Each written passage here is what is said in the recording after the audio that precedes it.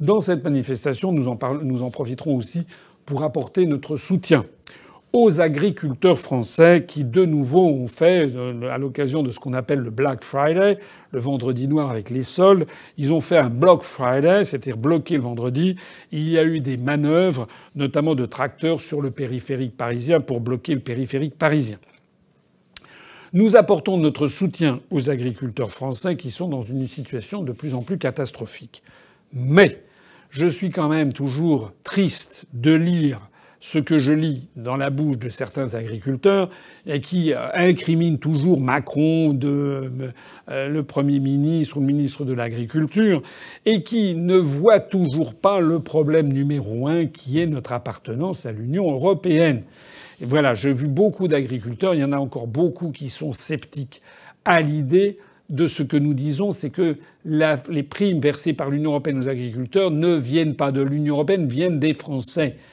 Et quand on le leur dit, ils nous disent oui, mais qu'est-ce qui nous garantira que vous nous les donnerez? Ben oui, ce qui nous garantira, c'est l'engagement absolument solennel que l'UPR et moi-même avons pris depuis des années. Lorsque nous serons sortis de l'Union européenne, nous sanctuariserons immédiatement les subventions aux agriculteurs français, qui leur seront d'ailleurs versées directement, et donc beaucoup plus rapidement qu'à l'heure actuelle, où elles transitent par Bruxelles.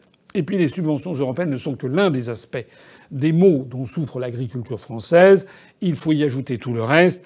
La mise en concurrence avec des pays dont les coûts de production agricole sont très très inférieurs aux coûts français, ce qui force un certain nombre d'agriculteurs à vendre à perte leur production, sans compter qu'on y rajoute le traité, le CETA avec le Canada, peut-être le TAFTA avec les États-Unis, peut-être l'accord avec le Mercosur.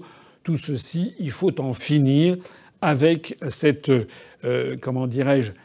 cette persécution en fait de nos agriculteurs. Et comme si ça ne suffisait pas, il y a en plus de ça un discours anti-agriculture qui s'est développé en France, et les agriculteurs ont raison de manifester contre cela, parce qu'on ne peut pas à la fois mettre les agriculteurs dans une situation insupportable économiquement et financièrement et leur demander de surcroît de ne pas utiliser les moyens qu'ils ont à leur disposition pour avoir les rentabilités nécessaires, c'est-à-dire notamment des produits phytosanitaires.